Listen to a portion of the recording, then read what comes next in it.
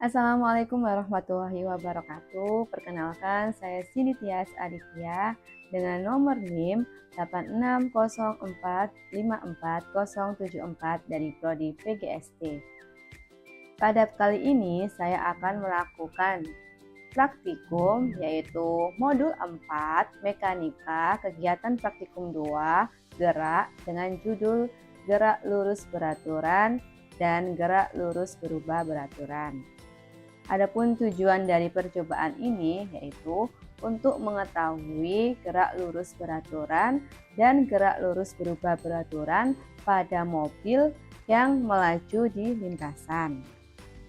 Adapun alat dan bahannya, di sini ada mobil sebagai objek, kemudian ada lintasan. Di sini saya menggunakan papan triplek, kemudian dilapisi dengan kertas berwarna hitam. Di sini saya membuat 3 lintasan, ada datar, kemudian ada lintasan dengan kemiringan 4 cm. Lalu yang ketiga ada lintasan dengan kemiringan 8 cm. Adapun panjang dari lintasan ini yaitu 0,5 meter. Selanjutnya ada penggaris, kemudian ada stopwatch, kemudian ada lembar pengamatan. Yuk kita lakukan pengamatannya.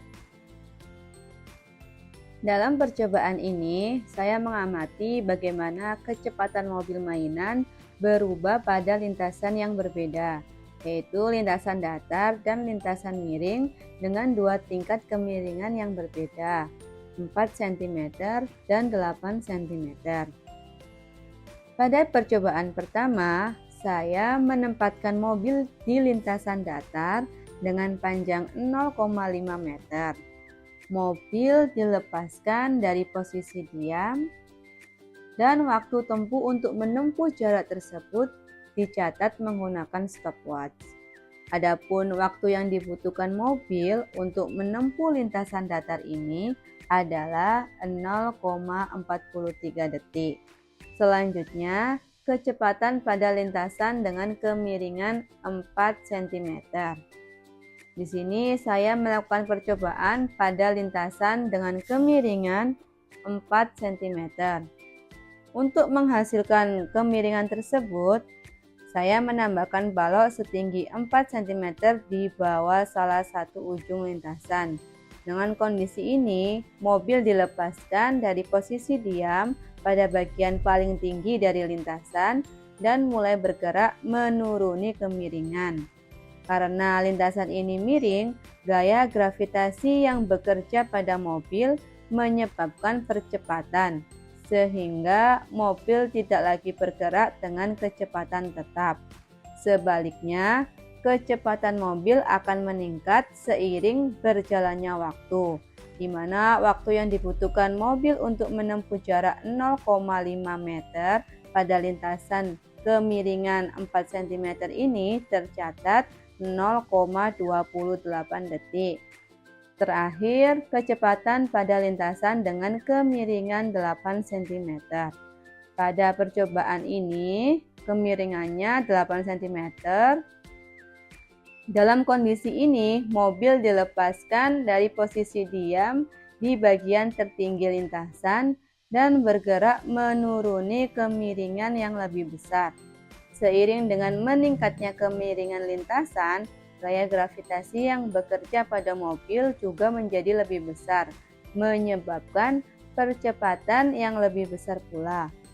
Adapun waktu yang dibutuhkan mobil untuk menempuh jarak 0,5 meter pada lintasan miring 8 cm tercatat 0,2 detik.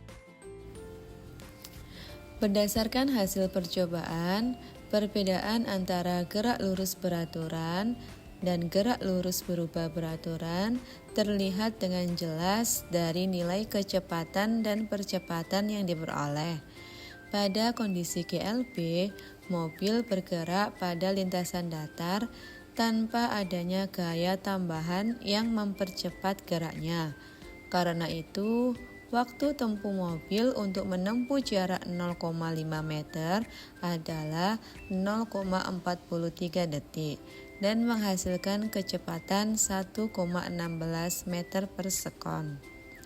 Nilai kecepatan ini menunjukkan bahwa mobil bergerak dengan kecepatan yang hampir konstan, sesuai dengan karakteristik GLB yang tidak mengalami perubahan kecepatan. Saat percobaan dilakukan pada lintasan miring GLBB, mobil mengalami gaya gravitasi. Akibatnya, mobil tidak lagi bergerak dengan kecepatan tetap, tetapi mengalami percepatan. Pada kemiringan 4 cm, waktu tempuh mobil menjadi lebih singkat, yaitu 0,28 detik. Dan perhitungan menunjukkan percepatan sebesar 12,76 meter per sekon kuadrat. Percepatan ini muncul karena gravitasi memberikan gaya tambahan yang membuat mobil bergerak semakin cepat seiring waktu. Ketika kemiringan lintasan ditambah menjadi 8 cm, efek percepatan menjadi lebih besar lagi. Mobil menempuh jarak yang sama dengan waktu 0,20 detik dan percepatannya meningkat menjadi 25 meter per sekon kuadrat. Hal ini menunjukkan bahwa semakin besar kemiringan lintasan, semakin besar pula komponen gaya gravitasi yang bekerja sepanjang bidang miring, sehingga percepatannya bertambah. Secara keseluruhan, percobaan ini menunjukkan bahwa GLB menghasilkan kecepatan tetap karena tidak ada gaya yang membuat kecepatan berubah. Kemudian GLBB menghasilkan percepatan karena adanya gaya gravitasi yang menarik mobil pada lintasan miring. Semakin besar kemiringan, semakin besar percepatan yang terjadi. Demikian merupakan kegiatan praktikum saya mengenai gerak lurus beraturan dan gerak lurus berubah beraturan. Semoga video saya bisa bermanfaat dan menambah wawasan untuk kalian semua. Sampai jumpa di video selanjutnya. Wassalamualaikum warahmatullahi wabarakatuh.